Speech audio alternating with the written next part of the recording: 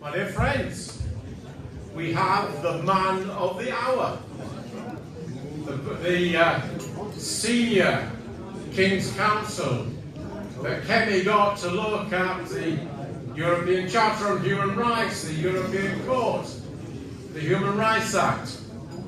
You've heard about him in the press. You've seen him on television. Here he is in the flesh. Lord Wolfson.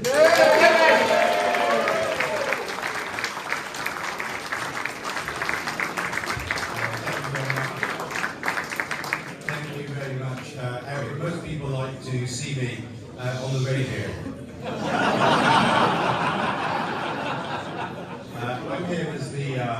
I'm actually here as the warm-up act for Sir James Slowly. So I'm going to do that very unusual thing for a lawyer, in particular for a KC, and I'm going actually to speak quite shortly. Because I think the essential points can be shortly stated. And let me start with a point which I think is important and maybe just a little controversial.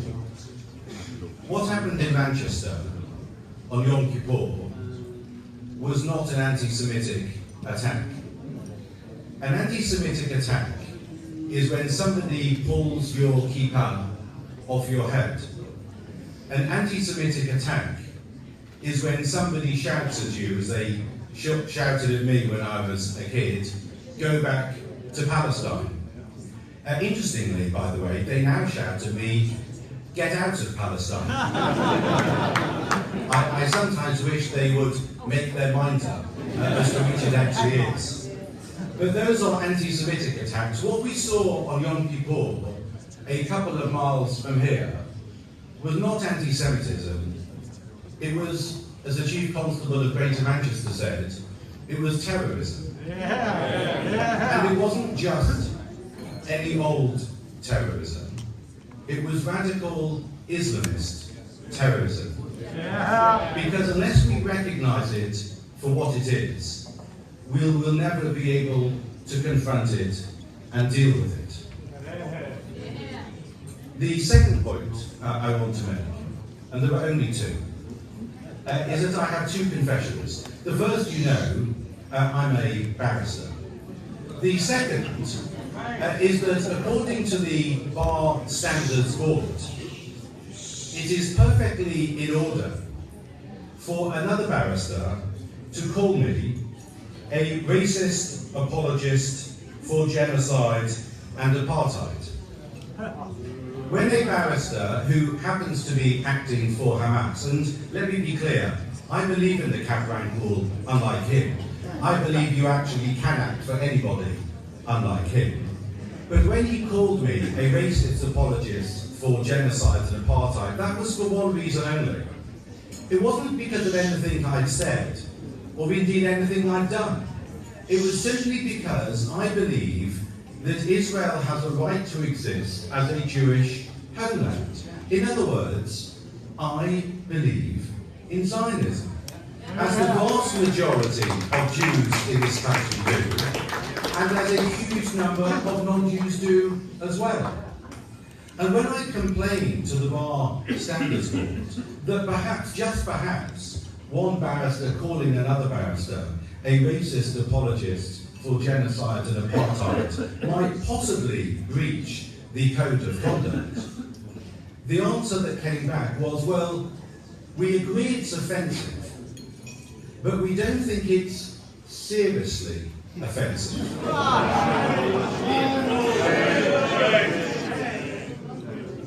In my opinion, the Bar Standards Board is a pretty rotten regulator.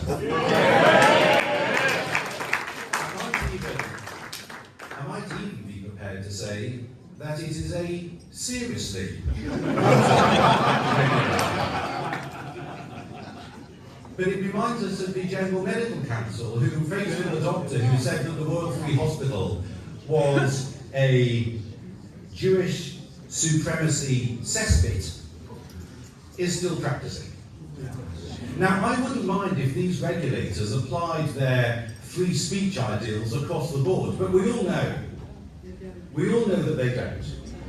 And we all know that if I had said something as offensive, as egregious, as that which was said against me, I would not be practicing. I would be subject to sanction. And I do think it is about time that our professional regulators recognised that what is said on the streets, what is said on X, what is said by professionals, all contributes to the hostile climate which results in people mourning lost fathers, in a security guard in hospital, and in places of worship being surrounded by armed guards. That is what it leads to. Now, I'm not going to be intimidated. I continue to support Israel because it is a free country, with a free press, with free elections, with independent judges. It is a bastion of the Western values in which we all believe and for which we all stand. That's why I'm here tonight, that's why you're here tonight, and that's why together we will all continue to stand for Israel. Am Yisrael Chai.